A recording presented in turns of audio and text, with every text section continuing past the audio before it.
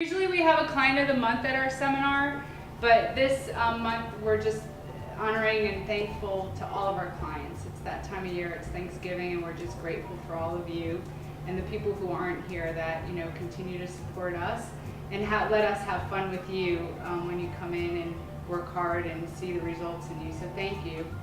We have gift bags for you on the way out the door, and I'll kind of explain that at the end of the evening. But tonight what we have is we have this delicious looking turkey right here that's been cooking. That'll be for later. And we have some turkey in the crock pot as an alternative. So what we wanted to do was give you some healthy ideas of cooking. And I think that's for me, that timer.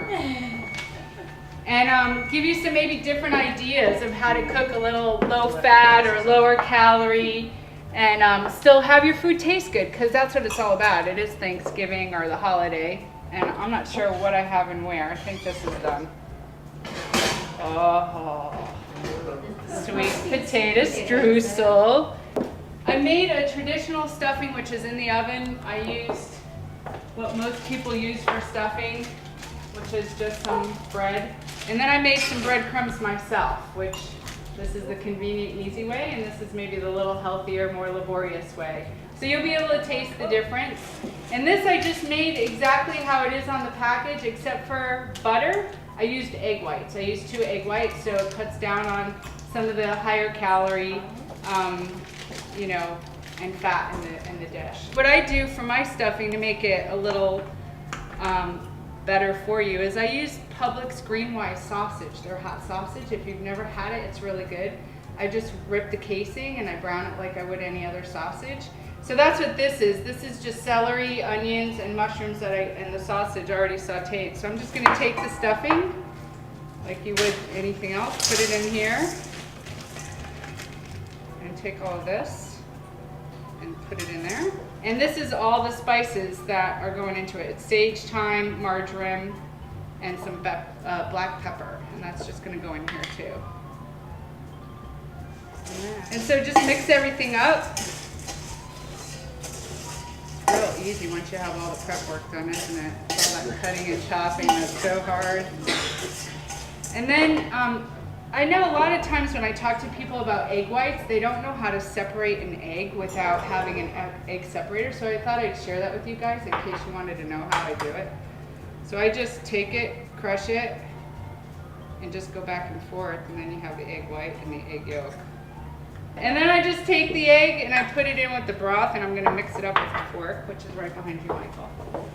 Do you mind opening that drawer? Because I got to thank you and grab me a fork. Thank you, Michael. Helpers in the kitchen. That's what kids are for in my mom's family. That's what we were for. And then, you add the broth slowly so you don't soak up just one part of your bread. And then, like any good Italian mom would teach you, you have to look at it, and she would put her hands in there to see how it felt, but I'll spare that for you guys today. And just add it slow and mix it up. And then after this, all you do is you put it in your pan, throw it in the oven, and bake it. I found this great recipe, and it's in everyone's bag that you'll get. It's a basting recipe. And basically all it is, if I could find it, dry sherry, which you can find at Publix in the wine section, a good dry sherry. Probably not the cooking sherry, this is a little bit better. You can go to the wine store and spend a lot of money on a dry sherry. And then crushed garlic, pepper, poultry seasoning, some paprika, and a little teaspoon of brown sugar. And I just take that with a little injector and I inject it under the skin of the turkey so that the flavor isn't on the skin, which is where all the fat is, it's on the turkey itself. And it makes it really moist underneath, so you guys will be able to taste that later. So you just inject it underneath, and then I put a bunch of sherry and stuff in the bottom of the bag and stuff the cavity with oranges and red onions and bay leaves instead of the other traditional stuffing in the turkey.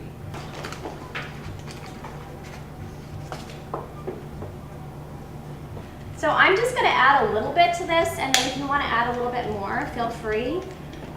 It's a really great Caesar dressing, and it works really well just in the salad too. And like I said, it was really, really easy to make. My daughter and I made it a couple days ago we made one, and she said, oh my gosh, I never gonna use the bottled Caesar again.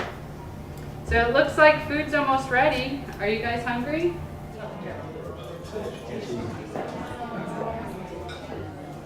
All right, have at it.